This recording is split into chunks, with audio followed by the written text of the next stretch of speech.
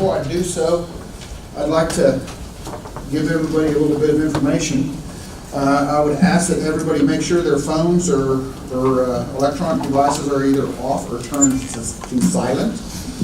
I would also ask anybody that is requesting to speak during the public comment session.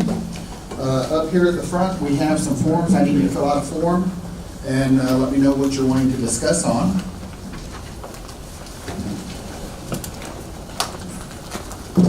That is required if you're requesting to speak. And then the last thing, I would ask that the board members make sure that they use the microphones. And please be advised, we are on camera. And this is, I don't know if it's being streamed live, but it will be available online if you want to look at it later, at a later time. With that said, I'm going to go ahead and call this meeting to order.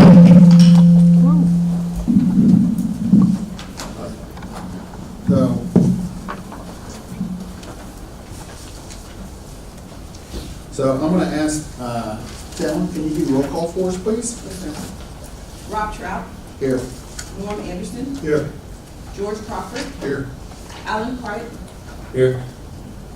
Gerald Harris. Here. Brian Mallon. Here. Dan Lancaster. Here. Stuart Nestor. Here. Bill Quisenberry. Here. Mark Thompson. Here. Richard West. Here. Sounds like we have a quorum.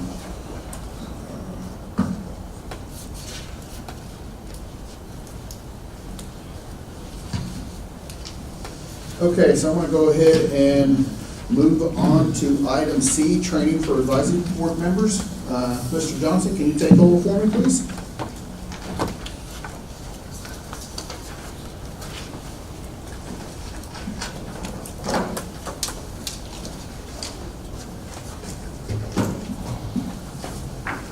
Morning, board members. For the record, Charles Johnson, Assistant General Counsel. We are about to engage in a process and a discussion that's required by statute, in that new board members are required to receive training on 3 specific areas. Those areas make up what we call administrative law. We're talking about the Open Meetings Act, the Administrative Procedures Act, and the Public Information Act. Of those 3 acts, one would be most important for your consideration, and that is the Open Meetings Act. So that's where we'll start. The Open Meetings Act, I think, is easy to understand. If you first understand the purpose the legislature is trying to accomplish through that act, and that is to create an environment where there is open and transparent communication between decision makers and the public. And so the Open Meetings Act is found in Government Code, section chapter 551. If you have nothing else to do, I would suggest you go and maybe peruse that.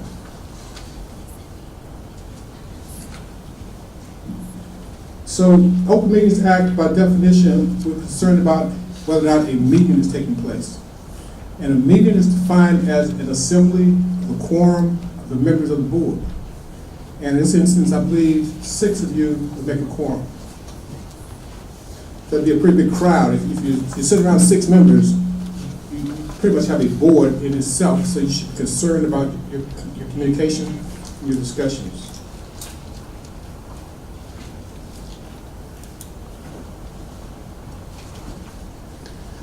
Now, a meeting, there are specific requirements for that meeting to be officially sanctioned. And that is, if the public is to be apprised, then there's some basic things we have to do to make sure they are apprised. And that is to provide notice of the meeting, which includes the hour, the place, subject matter, the time. Just kind of basic things that you would expect a person to be wanting to know if they wanted to attend and listen to your discussion, even though your meetings are also televised through the internet, televised loosely, broadcast through the internet, and so you'll see the cameras around, and so the things that you say go beyond this room. They're recorded. You see a camera in the back, and they're placed on the internet for the public to see. And so in making sure we meet those requirements. It's not something that you yourself have to do because there's a staff, the Office of Strategic Communications, the board meeting section of that office handles all the board communications, including posting notices, gathering of issues for the agenda, and the overall functioning, administrative functions that the act required to be completed. You'll hear later on at the end of each meeting a request for agenda items. That's in make sure we capture your concerns and that they have been posted to the agenda for the next meeting so the public may be aware of your discussions we intend to discuss so that they may want to attend. They may want to listen in on the internet at those discussions. And so that's the purpose, that there's this rigid formality that we go through in each of the meetings toward the end to make sure that we set the meeting up, the next meeting is set up appropriately and consistent with the statute.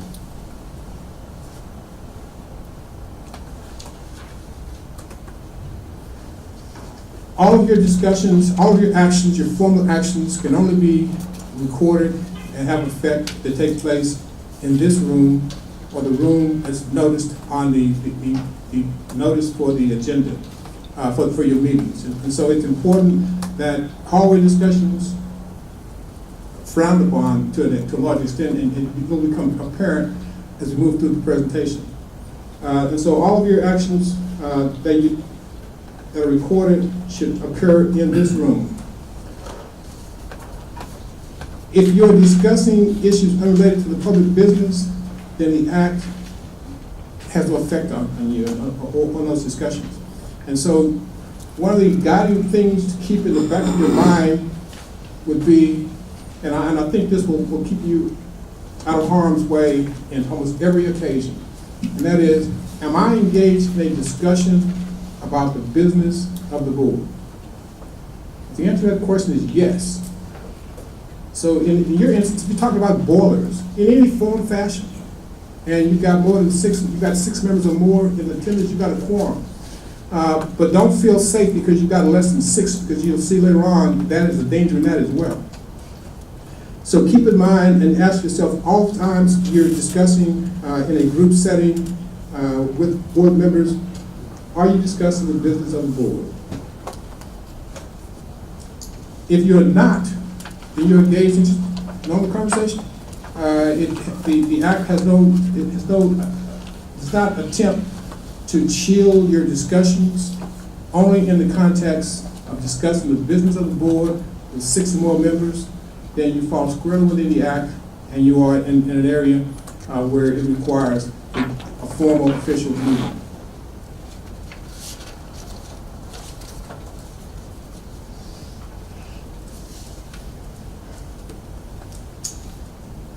I said earlier, a few minutes ago, that don't be so complacent if you got less than 6 members. I don't think that you're safe because the law and the courts have created a concept called a walking quorum.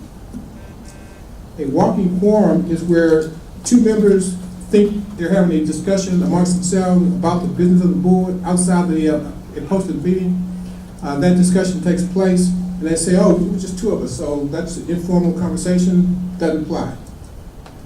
One of those members talks to 2 other members about the same conversation, about the business of the board, outside of a meeting.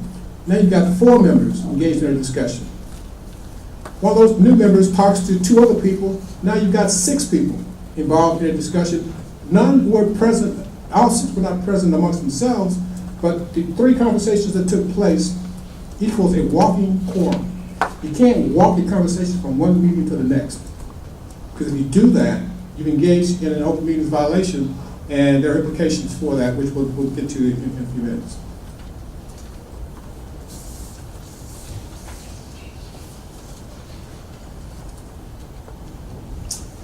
It doesn't matter where the conversation takes place. It doesn't matter whether it's in person, on the internet, through a chat room. It doesn't matter as long as the sum result of those discussions is the same subject discussed by 6 members of the board. And so don't think because I'm engaged in an email exchange that this somehow doesn't apply. Because we're talking about a communication. And the communication is described not only as an oral exchange, but a written exchange as well. And so you've got to be mindful of these chain emails that go around with 30 people on it, and you respond to it. Well, you're thinking, there's only one person who sent it to me, not realizing that in that chain was 5 other members. And as active as most of you are, as evidenced by the fact that you're here, means that you're engaged in your industry. And so it's easy to have an incidental conversation, innocent conversation, and the act does not care whether it's innocent or not. The focus point is, was there a conversation unposted that the public was not aware of and should have been aware of? So that's your I can't say this enough. If you grasp the concepts, then your behavior will be consistent with the details in the statute.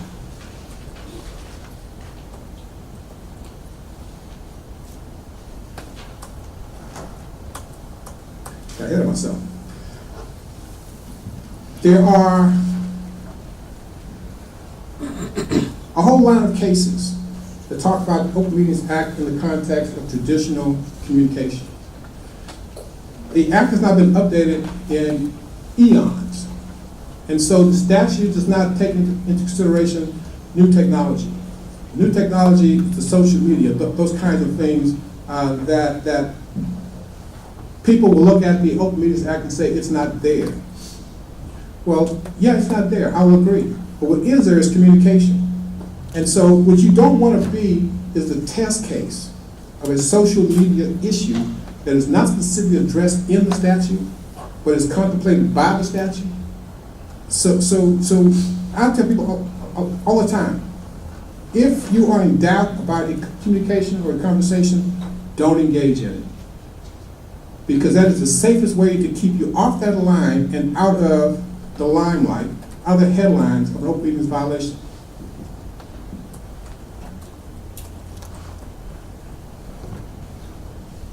I said that to lead you into the discussion about avoiding the appearance. A lot of times, and in most instances, it's the appearance that causes the problem. And so if you have avoided the appearance because you recognize that there are 4 members engaged in a discussion and I'll be the 5th, and I don't know whether 6 members are going to walk up or not.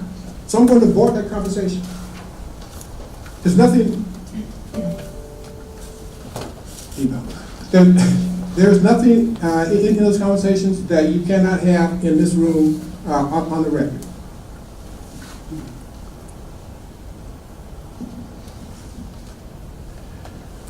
The discussions in the room, the agenda.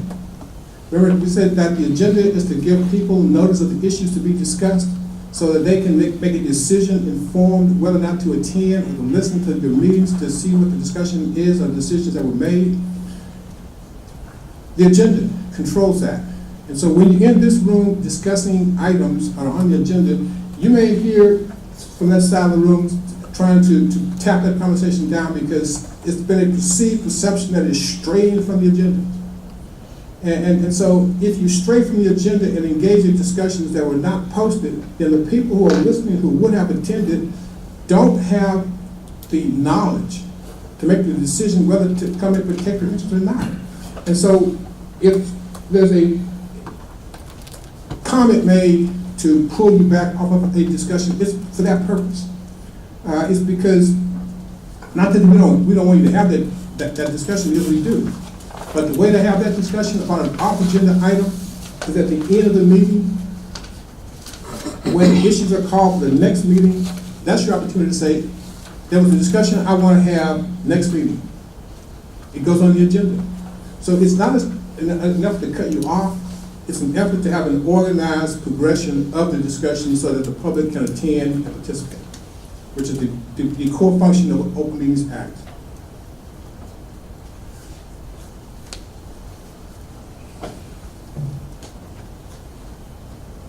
Didn't really need a slide presentation, really. That is the nuts and bolts of the Open Meetings Act. There are details and things that are kind of for people like me to respond to because I like getting the details. Don't worry about the details. If you've got a question about the Open Meetings Act, ask.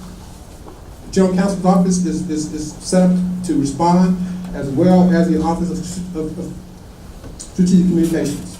Tamara and her group handle the board committee meetings, and if there's a question, they will have the answer, or they will ask us and we will answer, but we will give you the answer that you need. Keep in mind the functions and the concepts, and I think that you will do well. In the years that I've been here for this board, I've never had an issue with open meetings because I think everybody understands the purpose of the concepts and abide by them in a most conservative way. The second piece of the administrative law is the Administrative Procedures Act. That has very little to do with this group. The Administrative Procedures Act handles two large areas: contested cases and rulemaking. The contested case piece is something that you will be exposed to through the enforcement division's reporting, because they will report to you the cases that are being processed for rule violations, and you'll hear talk about SOA. This is the Administrative the State Office of Administrative Hearings, where all those cases are actually processed. They've got judges set up, and there's a whole mini trial that takes place in a different agency, and the responses come back and they'll be reported to you in the enforcement division's report. The pieces there's of consequence to this group is the rulemaking process. And there's rulemaking on this agenda, and it generally is one on most of your agendas. The rulemaking process, it's a straightforward process from my perspective, but I do this all the time. And that is that before a rule can be adopted by the commission, it has to be published so that the state, it's kind of along the same lines as the Open Meetings Act. It gives notice to the public that the agency is about to engage in rulemaking, and here is the rule that they're going to consider. So the commission cannot by law adopt a rule without first publishing it in the Texas Register. And the process here at the commission has always been, that as far as I can recall, is that the commission uses the advisory boards in an effective and meaningful way. And that is to say that generally before a rule is even seen by the commission, it comes through you all first. It comes to you all for your input, that we may craft a rule that you've had you have considered and given us your input, and that becomes a rule that's published. That goes out to the Texas Register for 30 days. At the end of 30 days, which is called the comment period, comments come back to us, back to the staff. We don't like this rule because of this, or that. We go through and reason our way through and rationalize and say what's good, what's bad, and we try to bring back to the advisory board, and still the commission has not yet seen the rule. The advisory board will see it twice, because we will bring it back to you with those comments. You will consider those comments, you will input into the process, and at the end of the day, we will have your best guess work as a rule that you think works for the industry. We will then take that rule, and I'm sorry, I left out a couple steps in there. In each of your meetings where you consider the rule, you will, the public will have opportunity to sit here and to address their concerns about the rule. So you hear not only from the staff, but you hear from the public as well. After the second meeting, we take it to the commission. Again, the commission looks at your recommendations, your recommendation to publish, your recommendation to make any changes in response to the comments. They also see the comments. Well, that's not the end of the process, because now the public can address the commission as well and say, we just really everything that they've done. And so now the commission gets to look at it afresh with your input. And so that is the rulemaking process in a nutshell. And there's a lot going on there, but it's manageable, and we will manage it for you, just making sure that you are aware of what's being managed. The third piece of administrative law is the Public Information Act. And this is of least consequence to this group. But be aware that the Public Information Act is, again, transparency through legislation. And that transparency is to say that if there is a document that the agency has that is not protected in one way or another through a confidentiality provision that's also in the statute, then they're entitled to see it. Now, sometimes people will recognize that you're a member of the advisory board, and they will kind of use you as their go-between. The advice to all the advisory boards is don't do it. And the reason we say don't do it is because there are specific timelines attached to the agency's requirement to respond. If you act as intermediary, then you're eating into those timelines. And so if we miss a timeline and a document has a legitimate reason not to be disclosed, then we have to disclose it because we missed the timelines. There's some drop-dead deadlines in that act that we try and protect against. And so we ask the advisory boards, if someone asks you for a document, refer them to the agency's website. And at the bottom of the page, there's a link for open records. They can do it electronically. There's no need. It's totally convenient. And so keep that in mind, and also keep this in mind, is that I said earlier that your meetings are also broadcast. And so the public can see what it is you're doing amongst yourselves, what you're looking at, what you're doing documents, and they may ask, in the right circumstance, I want to see what the chairman was reading.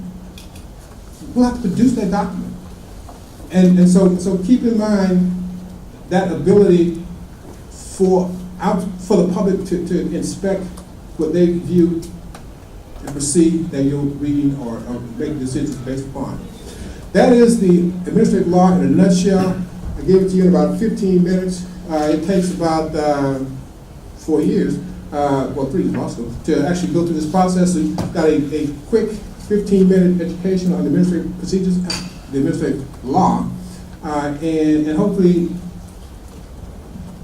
questions about any of this discussion you will ask of the advisory board staff or the general counsel's office, because that's what we're here to do, is to walk you through this process. And any questions, I'll be happy to answer them if I can. None? Thank you, Jenna, and have a great meeting. Thank you, Charles. Okay, so at this point, I want to move on to item D, approval of the minutes. Has everyone had a chance to review the minutes? If everyone's had it, I'll entertain a motion to approve the minutes. Second motion, Stuart Nestor. I need someone to motion first. So moved. For the record, Gerald Harris. I will second, Stuart Nestor. Thank you. Any comments? Hearing none, I'll call for a vote. All those in favor to approve the minutes? Aye. Opposed? Not voting? Motion passes. So moving on to public comment. Was there anyone that wanted to make a public comment? I do not have any forms up here. Seeing none, I'll go ahead and move on to the next item. The staff reports. Nick, Executive Office is up first. If you would, please, sir. Yes, sir. Mr. Chairman, board members, I'm Nick Bolinus, TDLR, and here to give you the Executive Office report. First off, I want to start off by acknowledging 11 great years that you guys have had Tamela Fletcher as your staff liaison. She's done a great job for us. She's not going anywhere, but because of the additional programs that the state legislature has given TDLR, we have had to bring somebody else on, and we're very proud to introduce to you Ms. Christine Wright, and she will be your staff liaison contact person after today. So she's here observing from the master and getting some tips, but she'll be your contact person for this board. Also, when we last met, it was month 2 of the state of the 85th session of the Texas legislature. Some of the old timers around here talk about that it was the busiest one on record for this agency, and I'm not going to argue with them. It was. There was a lot going on around here. State House and Senate convened in January and met through Memorial Day, and then they came back over the summer for a 30-day special session. And after all was said and done, more than 6,500 total bills were filed, and several of them were of interest to our agency. TDLR staff tracked a total of 341 bills. 130 were directly related to current TDLR programs. 20 dealt with new or transfer programs, and 191 bills that, if enacted, would have affected agency operations. One bill that passed is affecting this program, and it's House Bill 3257 by Representative Chris Patty. Highlights of the bill include that it deregulates espresso machines by exempting them from boiler regulation. It requires our commission to establish intervals and manner of inspection for portable boilers, and it changed the definition from portable power boiler to portable boiler.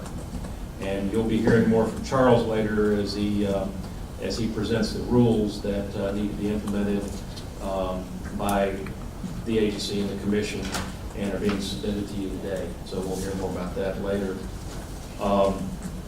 TDLR staff is now busy implementing bills passed during the session, and that includes work by all the divisions involved in developing rules, communicating to stakeholders, appointing and prepping advisory boards, hiring additional staff, as we did here, and dealing with education exams, IT programs, and more. A full review of our legislative session is on our website, tdlr.texas.gov. You can click on the capital picture and it will take you to a page, and the legislation is listed by program. Now I will move to a different topic. You guys have in your information there a handout titled TDLR Response to Hurricane Harvey. Most recently, TDLR staff's been working hard to help our licensees and small business recover from the aftermath of Hurricane Harvey. We like to call it Texans Helping Texans. And the entire TDLR staff should be commended for their efforts at this point. We meet every other day. In fact, we have a meeting this afternoon. It's constantly, our plans being updated and moving along to try to help Texans in coordination with the governor's office and with the governor's Rebuild Texas efforts. We've been implementing procedures for all eligible licensees in affected areas to help them recover and return to work as quickly as possible. Starting several days before the hurricane hit the Texas coast, TDLR staff has been busy extending license expiration dates, waiving late fees, and we did in this program as well, and license replacement fees, waived CE requirements, and extended grace periods for expired licenses for those in the affected areas. It started with our tow program. We were able to allow out-of-state licensed towers to come in and assist our in-state towers to get flooded and abandoned vehicles off roads. And we've also now made it easier for out-of-state electricians, air conditioning, refrigeration, and healthcare professionals to assist in the recovery efforts here in Texas. Our latest action was waiving expedited plan reviews for elevators, and that just came across yesterday. But we've worked hard to remove the burden of red tape to help all Texans rebuild, and there's information on our website as well, and you can also go to the Rebuild Texas website to get the overall look at what the entire state and other agencies are doing to help Texans rebuild.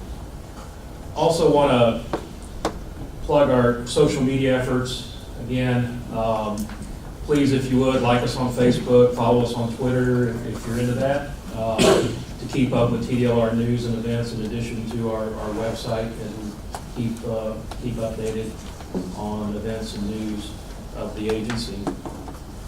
But back to the, I want to add something on our website. I wanted to share with you some recent web traffic numbers associated with the program.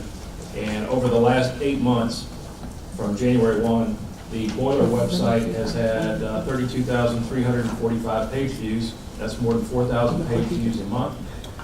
And the busiest month was March with 4,709 page views. And where are people coming from as they access the website? We've got about 34% of those folks that do it from a mobile device, which means a smartphone or a tablet, while 65% do so from a desktop computer. The top reasons for visiting the boiler website: number one, laws and rules, 28% of all hits. The number two most popular was applications and forms, followed by exam information, frequently asked questions, and boiler safety information. If there are any questions, I'll try and answer them. Thank you. Thank you, sir. We're going to move on to staff reports for compliance. Keith?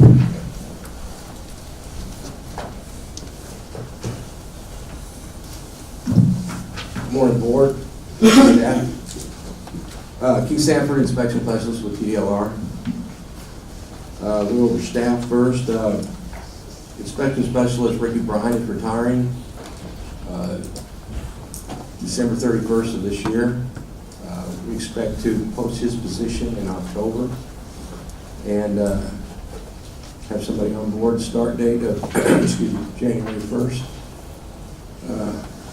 We'll go over the compliance statistics.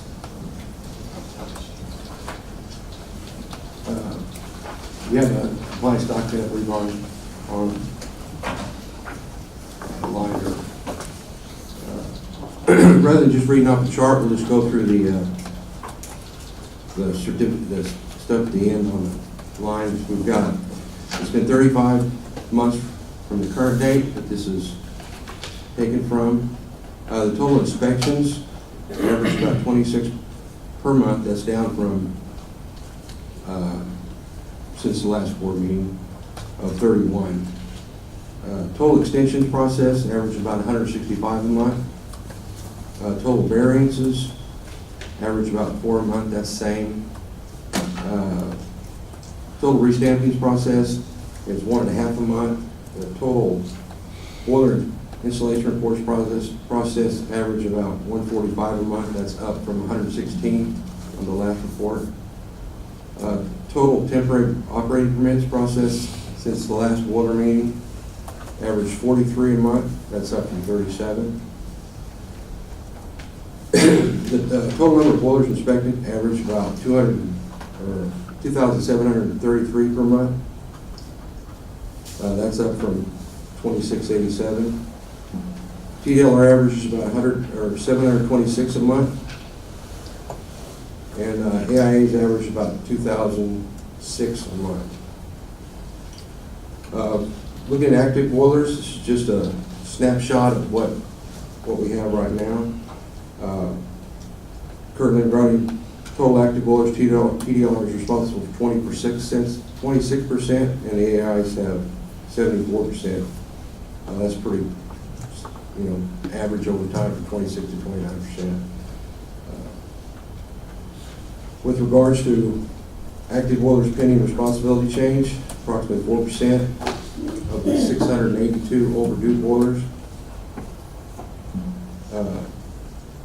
have not been picked up by other AIs. They'll end up coming back to TDLR, so that's the average on that.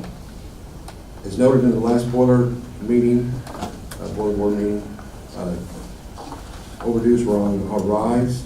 That trend is now going down, and we'll continue to work on that issue. Let's see that.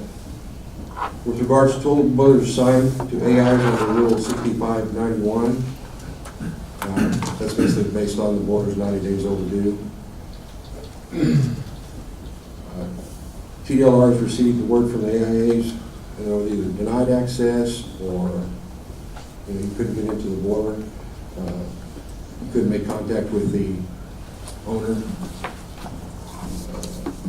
to schedule inspection. Anyway, that's how that's been addressed. We'll just continue on that path. Is there any questions on that part of that? Statistical numbers. For the 2017 code, ASM International Board, it comes into effect in January 2018. We're currently working through any changes on that, and we'll address that at the next board meeting. Any questions? Thank you, Keith. So we'll move on to Education Exam Division updates.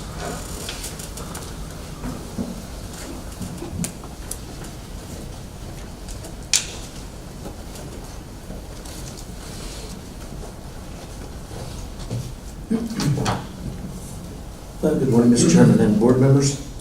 My name is Jerry Gonzalez. I'm with the Education and Examination Division. There's really nothing for us to give you as far as updates since your last meeting for the boiler program. Currently, our division's been working with the new programs coming in November. So we've been working on forms and applications for continuing education, for examination issues, and getting those programs ready. Also, we've been working with, as Nick mentioned, with the new legislation, we've been working on, we're on 8 different implementation teams to implement the new regulations that have passed through the last session. Other than that, that's pretty much what we're working on, other than regular routine work that we have. If there's any questions or anything I can try to answer for you, I'd be happy to. Any questions? Thank you, Jerry. Thank you. Have a great day. Moving forward, let's go ahead and move on over to Enforcement Division.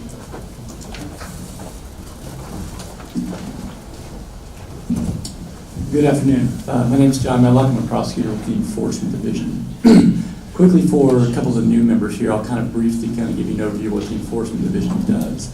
What we do is we handle all the complaints that come in, either through the public, the industry, or through the department itself. Once we get one of those complaints, there's basically a couple things we need to do. We can either close the case because we didn't find a violation. We can maybe give it a warning if there's been some kind of rectifying situation that didn't quite need necessarily a violation letter, or we can go ahead and send out what we call a notice of alleged violation. Once we send that out, it gives the respondent about 3 different choices. They can either come to an agreed order, which we'll talk about some of those cases today. They can do nothing, and the case will eventually go to a default order. We'll talk about one of those again today. Or the third is they can go and ask for a hearing. We'll go to a contested case. If we go to a contested case, like Charles said, it goes before the State Office of Administrative Hearing. We'll have that hearing before SOA. The ALJ, or the Administrative Law Judge, will issue their recommendation, what they call a proposal for decision. Sometimes it takes about 60 days to get those back in from the judge, depending on how complicated the issues are. Once we get that back, that case will then go before the commission, whenever that next commission meeting is. The commission will hear the case again, basically kind of a little Reader's Digest version of what would happen at that SOA hearing, and then they'll basically come to a decision that day. So that's kind of, basically a quick overview of what happens with these different types of cases in the Enforcement Division. Now, looking at some of the highlighted cases that we have here in your report, you'll see that on July 11th in 2017, there was an agreed order hearing against owner-operator Arkema for an amount of $18,000. Arkema failed to file boiler extensions on several boilers. They failed to have internal inspections, and they were operating without their certificate of operation. After we sent out the notice of violation, they did come into compliance, get all those inspections performed, but they did and paid any past overdue invoices. They also paid their administrative penalty in full. The next case is also an agreed order from an owner-operator, BJ's Brew House, in the amount of $500. They had an inspection performed, and they failed to pay those invoices. They have paid the invoices and paid that assessed penalty as well. The third case is a little bit different. It's a default case. On February 8, 2017, a default order was entered into against owner-operator Malik Mormon, DBA 189 Dry Clean Super Center. We issued the notice of violation for failure to pay an invoice from a previous inspection. That penalty amount was $3,000. They did not respond to the department in either of our in any of our forms of contact We send out the notice of violations. They have about 30 days to respond to us. If they don't respond to it, then we'll send out another letter called a notice of default. They didn't respond to that, so then at that point in time, we go ahead and issue the default order. I checked this morning, as of today, there's been no collection on that penalty amount yet. And the last case is a final agreed order from Louis Mania, DBA A&A Cleaners. They again failed to file invoices or pay on invoices. They have actually entered into an agreed order with us for $1,500. As of this morning, I checked, they paid $1,250. They have one more payment of $250 to make on that payment. Looking at some of the statistics for this past fiscal year, and these go through July of this year. Our fiscal year is September to August, so we just wrapped it up. Just wrapped it up. But as you can see, we have 21 cases opened. Resolved 19 of those, and those can either be through an agreed order, default order, SOA hearing, or the closure or warning letters that I talked about. We had 4 agreed orders, and we had $24,500 in penalties assessed, collected $21,500, so it's really good. The only one that was being that one default order. That was the only amount that we didn't collect. So if you guys have any questions, I'll feel free to answer them. Thank you, John. Thank you. And it looks like the next on our list is licensing. Tricia?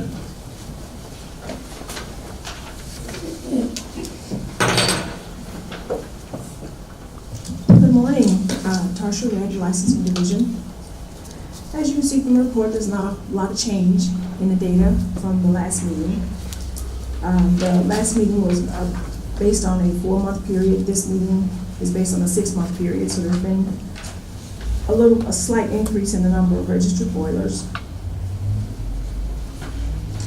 The number of licensed inspectors is about the same, and not too much change in other areas.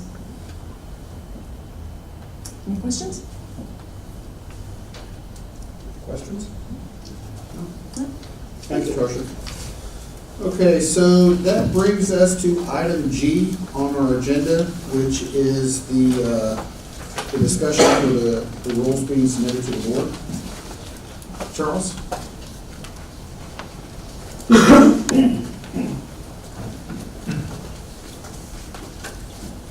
Chairman, board members, for the record, Charles Johnson, Assistant General Counsel.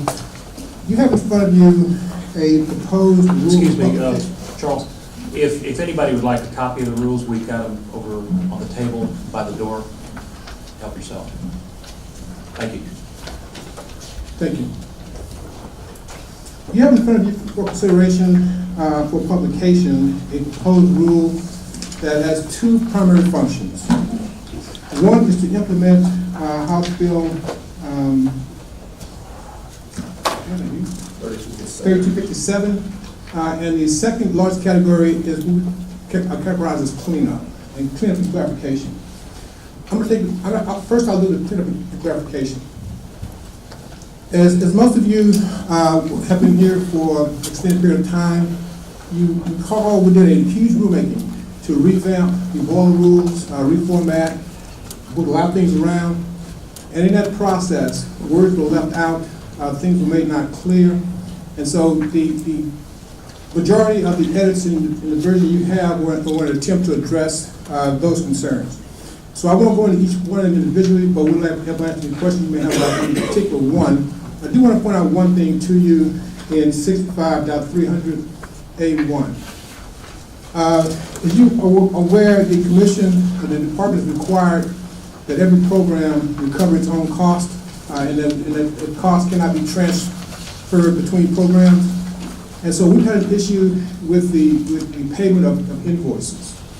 And the practice at the agency has always been that the invoice stays with the boiler, not the owner. And so the clarification we made to 65.300A1 is to ensure that the rule is clear that an unpaid invoice stays with that boiler, and no matter who owns that boiler, it has to be paid. And so there's a clarification there to sync up the practice with the rules.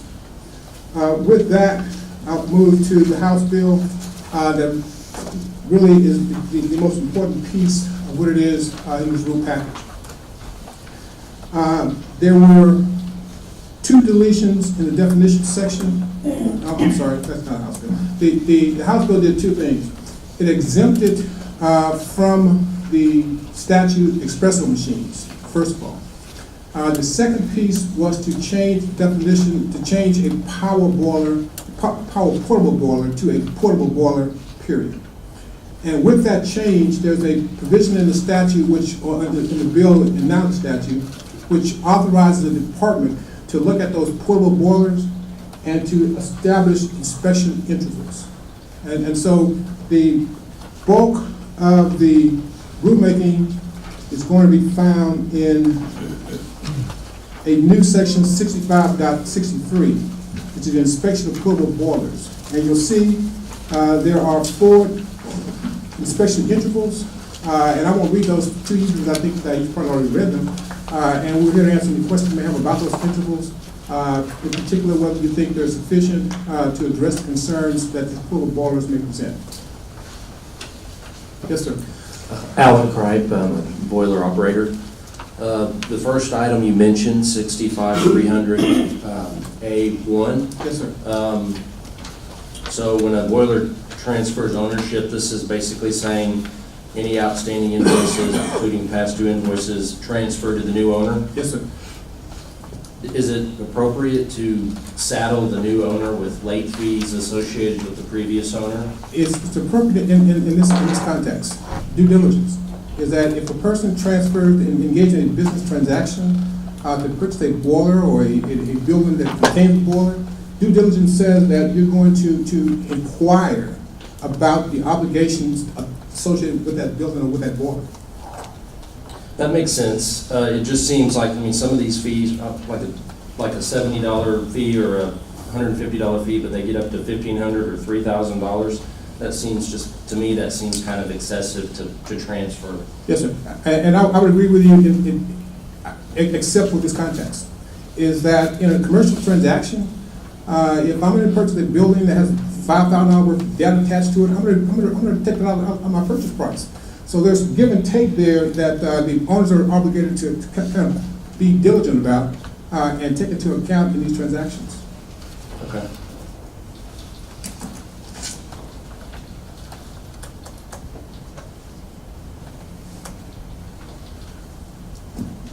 And so there were no other issues, questions, discussion. I would ask that you, or changes, that you recommend to the commission, that you authorize the staff to publish the rule and to bring you back comments. Yes, sir. Brian Malin, boiler inspector. I got to do one question. If a customer was to have a boiler that was, say we made it disconnected. Yes, sir. And then they reinstalled it, or was purchased by another customer and then reinstalled, will these late fees also accompany with that? As I understand, that would be a new installation? It would be, so if the boiler was installed previously, if the previous owner did not pay its invoices and had late fees and a certificate of operation fee, and all that invoice was there, when it goes to the new owner, it'd be the same as buying a car. If you buy a car that's got a lien on it, you just bought a car that has a lien and you have to pay off the lien before you can own that car outright. Same thing with this equipment. So any fees that are associated from the department on previous invoice, unpaid invoices, would follow that boiler. And that's how it's always been. It just hasn't been. Is there going to be any kind of a action that we can put forth that makes, because a lot of resellers are boiler installation companies, that they have to at least make notice that, because a lot of times customers have no clue. They just think, hey, I'm buying a refurbished boiler, not thinking, hey, I'm buying a refurbished boiler, and the minute I go up and do a boiler inspection on it, bam, we hit with $3,000 extra. Is there anything that's going to make that boiler supply company give notice? Because the last thing that the guy is going to be thinking about is, hey, this is a previous boiler, TX, blah, blah, blah, blah, blah. I need to go look it up on TDLR. TDLR does not regulate boiler installers in Texas. If we don't have a installer's license, there's nothing we can make the installer do. If we had an installer's license, I would say, yes, we could probably do something like that. But since we do not have an installer's license, we have no authority over an installer. Thank you. Yes, sir. Bill Quisenberry, in following up on Brian's question, is any of this reported to like a county court clerk or anything such as a lien where it would be discovered? You mentioned due diligence like in an abstract for a property that had a boiler. What's the mechanism for that to be discoverable? The mechanism would be to contact the department. The licensing division would happily field those questions.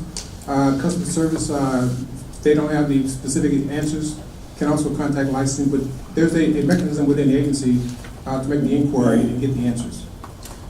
I would also add, if you go to the boiler program webpage, there is a search function. You can actually put the boiler number in, and in the data that comes up from that, if there is an open invoice, it says that there's an open invoice. So it's a fairly easy check. It's just a matter of going online. And like I said, the rule is not a new practice, it just syncs up the practice with the rule. This has been going on since I've been with this program. There's always been issues about the invoices, and we've always issued the interpretation that the invoice follows the boiler, and so now we're just going to memorialize that interpretation through the rulemaking. Mary Winston, TDOR. Ron, I was thinking, as Charles delivers information on what the limitations of the department are, but we do have the information available. Is that something you may want to put an FAQ out there, draft some sort of memo, just FYI? Yeah, we can go ahead and add that to we're actually in the process with the rulemaking process. One of the things that we're doing is creating new FAQs for House Bill 3257, and we're expanding on them. So that's something that we can add an FAQ in the process that we're doing right now.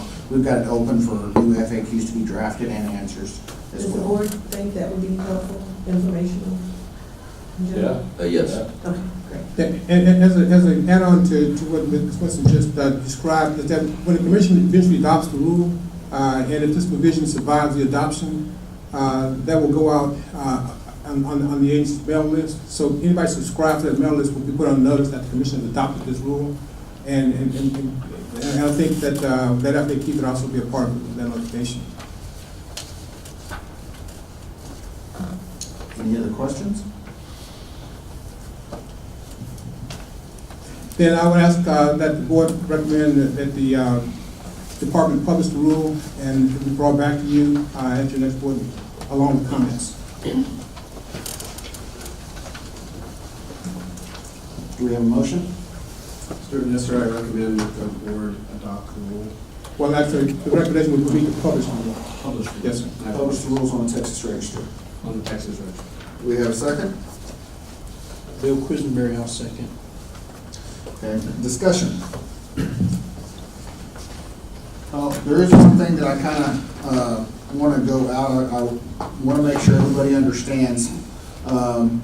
When we started drafting these, the key point we're talking about here is when we change the portable boilers or portable power boiler over to a portable boiler, the periodicity in which these boilers are going to be inspected, depending on what type of, it's actually going to coincide with the code stamp that the vessel is fabricated to. So if it's an HLW stamp, that boiler can be used as a potable water only, a potable water heater. Therefore, that boiler, in accordance with Texas statute, says that that boiler has to be inspected every 3 years. So that's the periodicity we went with. An H stamp can be either a hot water heating boiler or a hot water supply boiler. A hot water supply boiler gets inspected every 3 years. A hot water heating boiler gets inspected every 2 years. Since this type of boiler can be used for either boiler, we went with the most restrictive, went with 2 years.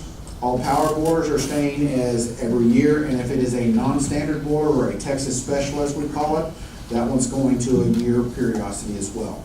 That was the breakdown on how we came out with it. So, any other discussion? Hearing none, I'll call for a vote. All those in favor say aye. Aye. Opposed? Not voting? Motion passes. Thank you.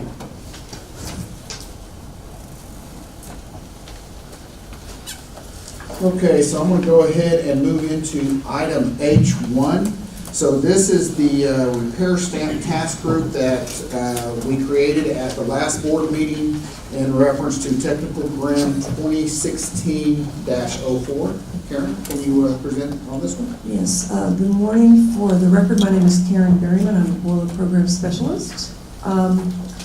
Just a reminder of the issues. You should have in your packet a copy of this boiler technical grant, and then behind that there'll be some copies of some portions of the TDLR webpage for a little bit later in the presentation. But reminders of the issues.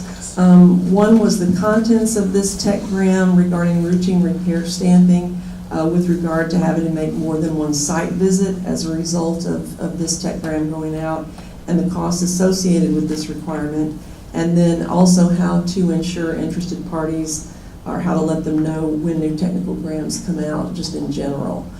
The task group members included Rob Trout, the chair of the board here, Gerald Harris, Cleaver Brooks, Shannon Nestor with CNA Insurance, Brian Schulte, a former board member, Ken Meekum with Calpine, Philip Fontenot with Cleaver Brooks, and myself as the secretary. The task group held a meeting on May 25th of this year, and the only member unable to attend was Mr. Fontenot. Regarding the outcome of this meeting, Mr. Trout, who authored the techgram in question, came to this meeting with an amended version to present to the task group. He explained that it was never the intention that the on-site inspection of the repair stamp be required, but the original techgram was silent on this issue. So therefore, the amended version presented to the task group contained additional verbiage to clarify this, and specifically the verbiage added says on-site verification by the inspector of the nameplate stamping for routine repairs is no longer required. The inspector may opt to verify said stamping by receipt of photographs or other visual data that adequately displays to the inspector that the nameplate stamping was performed in accordance with requirements.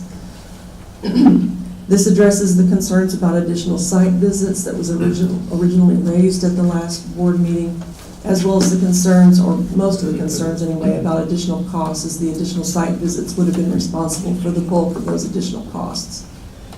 Verbiage regarding the NBIC requirement from which this issue stems was also added to the techgram. The task group discussed and approved the amended techgram for issuance that day. Also, with regard to the issue of how do we get information out to interested parties about the issuance of new techgrams. One of the things that we did with putting this particular one out, and we're doing in the future, is to add something to the TDLR tickler, which is actually at the top of the homepage of the TDLR webpage. It's shown in what you have there, got it circled. It's under the mast. But anyway, we put a little notice out there when the techgrams come out.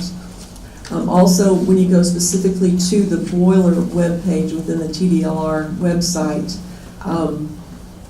we have actually broken out where techgrams are included on the boiler webpage so that they're easier to find now. They were currently under inspections and exam information, and now they are under boiler forms, rules, law, techgrams, and FAQs, and they have their own page now where they can all be found, and everything that's been put out for the minutes of the life of the program.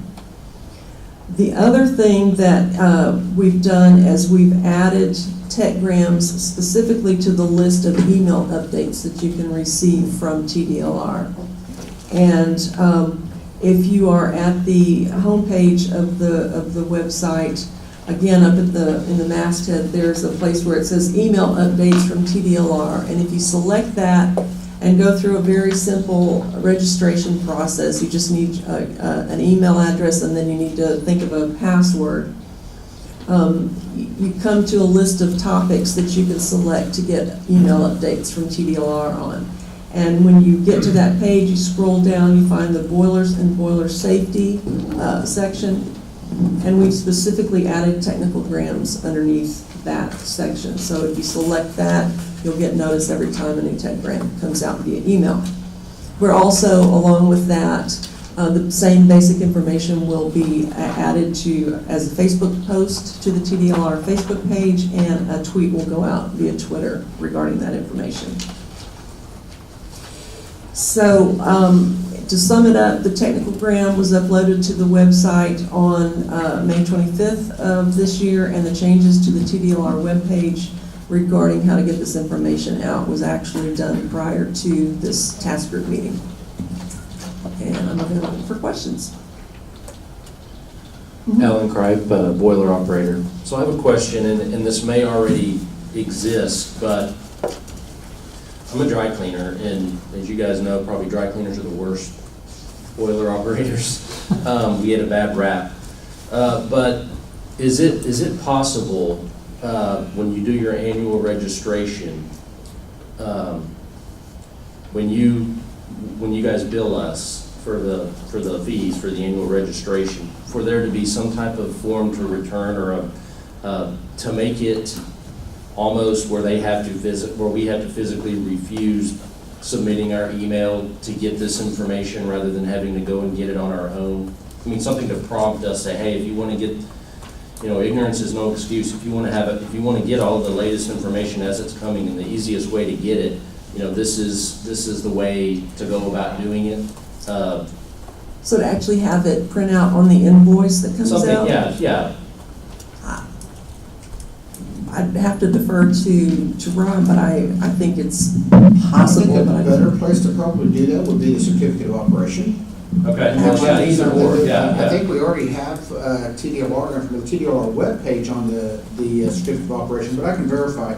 But that's not that big of a change if we can, I think there's room we can put something on there. So we can look at that and see what we can come up with. Okay, yeah, just look into it and see. Okay. Any other questions? So we'll move on to the next task group report, which is going to be Mr. Ponce, Luis, then the report from CSD1 task group. Good morning. I'm Luis Ponce, Boiler Inspector 3, TDLR, and as a member of the CSD1 task group, I'm here to report on the task group's progress on whether to recommend adoption of CSD1 to the Boiler Board. Now, at our May 31st meeting, we voted to make a favorable recommendation to the board for adoption. However, some new information has come to light that was introduced at our August 31st meeting, which caused that recommendation to be rescinded. So based on that new information, the task group voted to suspend all work. So no recommendation will be made today. So let me give you a little bit more information so you can understand why that recommendation, why no recommendation is being made today. Okay, so in front of you should have a cover sheet of CSD1, and I have some more copies here. Members of the audience would like a copy.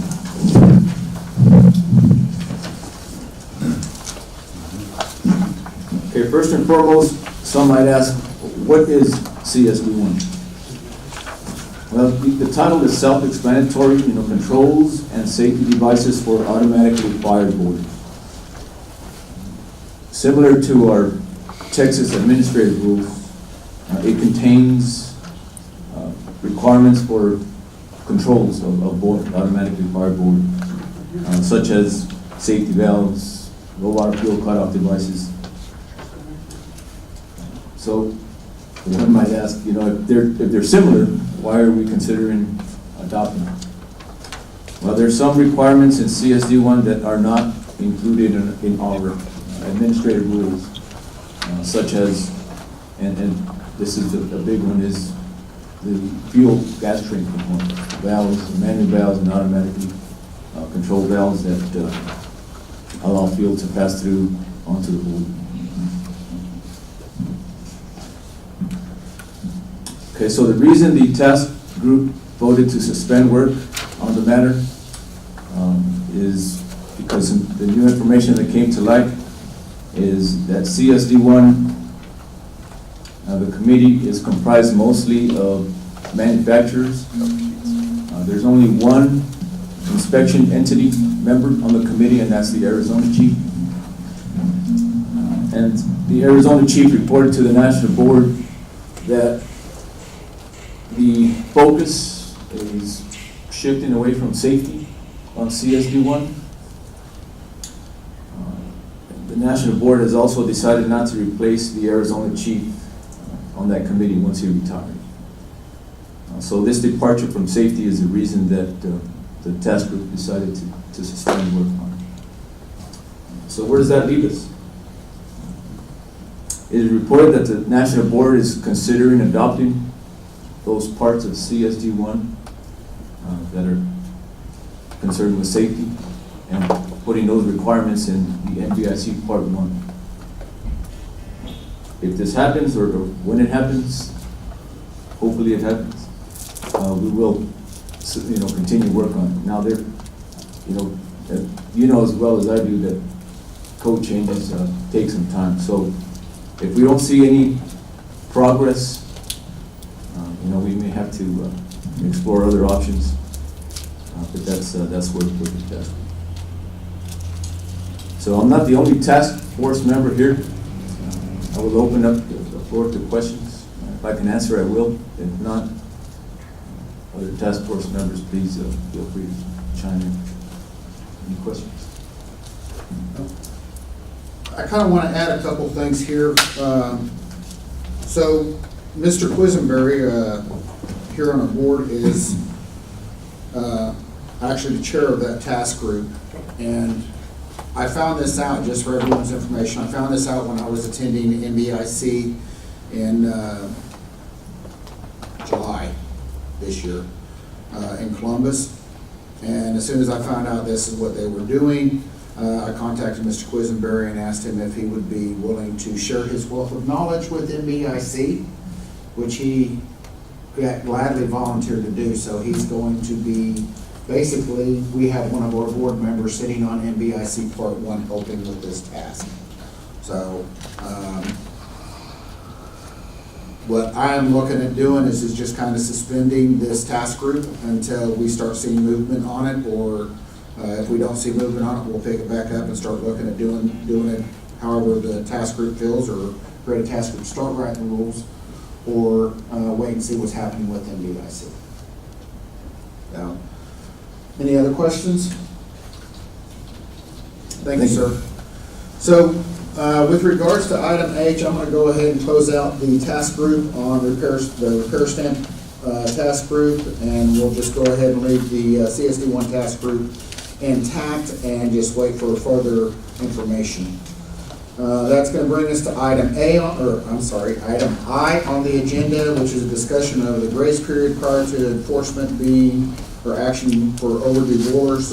Brian, this was brought up by you at the last meeting, asked to be put on this item. Yes, sir. A lot of my customers that I inspect happen to have boilers that are only able to be inspected during routine shutdowns or on weekends when they're not in production. And as I call it a birthday date, where it's whatever last year's inspection was, sometimes might be, it was a Saturday last year, now it's a Thursday.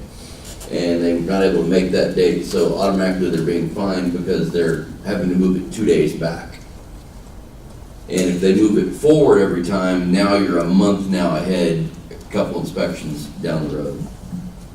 So I was just looking for 7 to 14 days for a grace period, not on the inspection requirement, but only on the fining requirement. Much like we're doing right now, except for we're extending the month, 2 months into the inspection date right now. I think, I understand for a hurricane, that's kind of a need be situation. Charles? If I may respond, I think that basically I heard you say two things. One is to enforce the deadlines as they're in the statute. That was not your concern, as I heard you.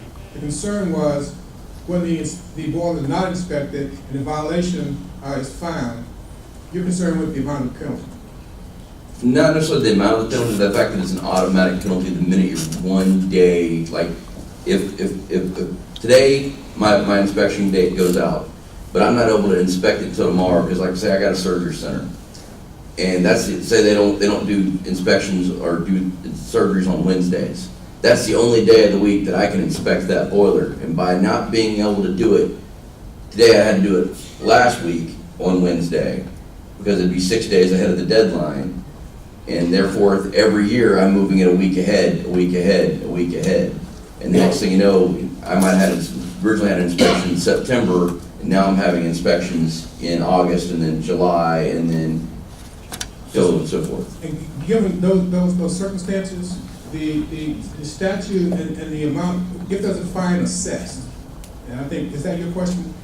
Well, I said, if I just wanted, if we could just put a grace period on to when the fine is assessed, instead of having on the actual expiration date. Then this is how I'll respond to that request by a grace period. Because I think that in any violation, the penalties are prescribed, the factors that go into the assessment of the penalty from 0 to whatever are set out in the statute. And one of those factors is the circumstances surrounding the violation, that the enforcement division, and I'm not going to speak for them, but they have the discretion of the statute to look at those circumstances and say that, yes, a violation occurred, but a penalty is not warranted, or a penalty would be $1, or a penalty would be some amount that's reasonable under the circumstances. So there's not always an automatic assessment of the penalty based upon the circumstances of the particular violation. I also want to bring up, I'm thinking we're talking about two different things here. One, we're talking about an enforcement action, and two, we're talking about late fees. So the late fee is actually addressed in Texas Board Rule 65-300, and we actually refer back to, I want to say, 60.83, which is requirements for unpaid or late licenses. And basically, that's where it says if it goes 1 to 90 days overdue, that it's 1.5 times the certificate of operation or the license fee. If it goes more than 90 days overdue, it's 2 times the certificate fee. So we have two different things that we're talking about here. You're asking about the late fee, or asking about an enforcement?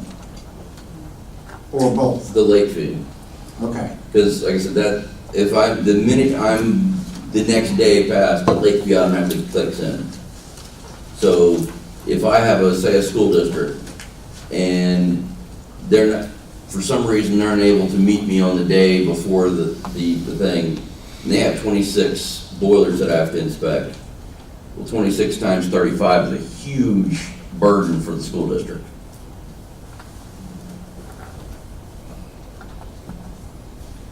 Can I add a comment? I'm Norm Anderson with Chubb.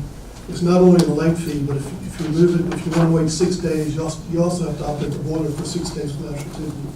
So you got that as well. Which is a violation of the law. Right. So we're looking to somehow get rid of that. That's what we need.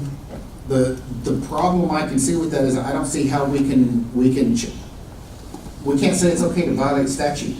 Oh, I understand that. That's the problem that I'm running into. I can understand where you're saying we don't want to charge them a late fee, but by saying that there is no repercussions by you violating 755.025, which is the requirement for when the boiler has to be inspected, that to me, that's a general counsel and an enforcement action. Actually, Mr. Trump, I think that the question that I understood was not the question being asked, and I think the question being asked has not really been considered.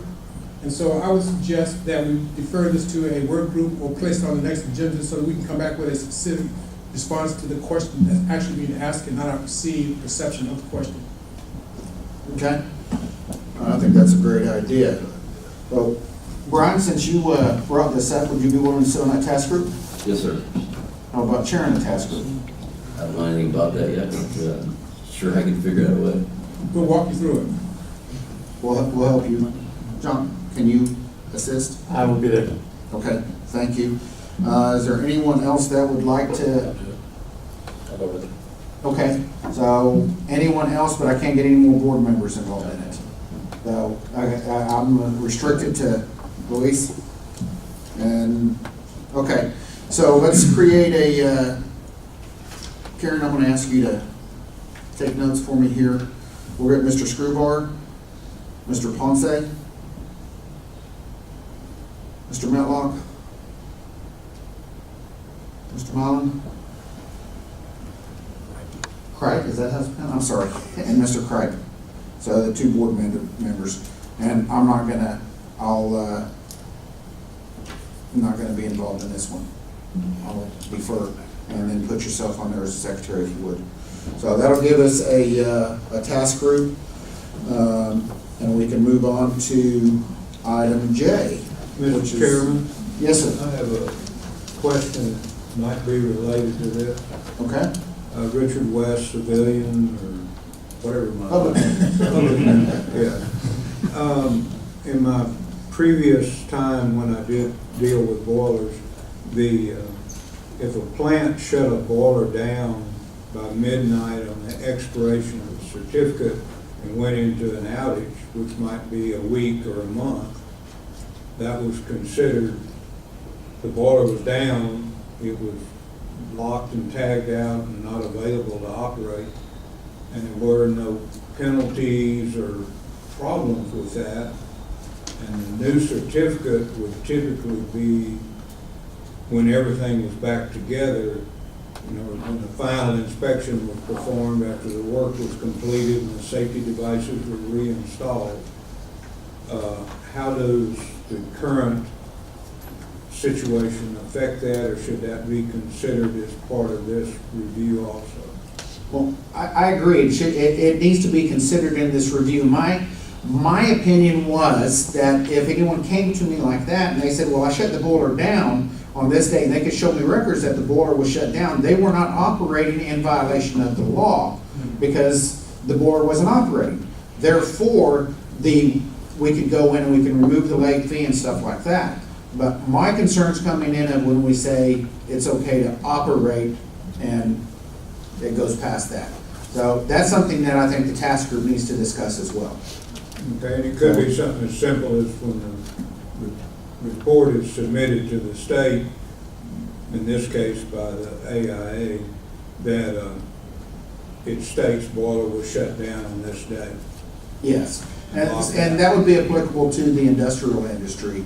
Well, I could even see it being applicable to the dry cleaning industry as well, because if they shut it down the night before and they have the inspection done the next morning, then the boiler, as long as the boiler is shut down, as long as they're not operating it, it's not in violation. It doesn't go into violation until it gets turned on. Okay? Thank you. Thank you, sir. So this is going to come back to recommend, our next item is J, recommendations for agenda items for the next meeting. I'm going to recommend we put on the results of the task group meeting that we just discussed, so that'll be added. So what do we want to call that task group? Late fees? Late fees, or, yeah, late fees task group.